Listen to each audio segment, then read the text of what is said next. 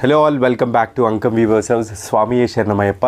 So శారీని చూడండి, ఇప్పుడంతా కూడా మడతాస్, ఎవరు అడిగినా మడతాస్ పటోలాసు, మడతాస్ ఇక్కత్ పటోలాసు, మడతాసు పటాన్ పటోలా శారీస్ ఇవే అడుగుతున్నారు.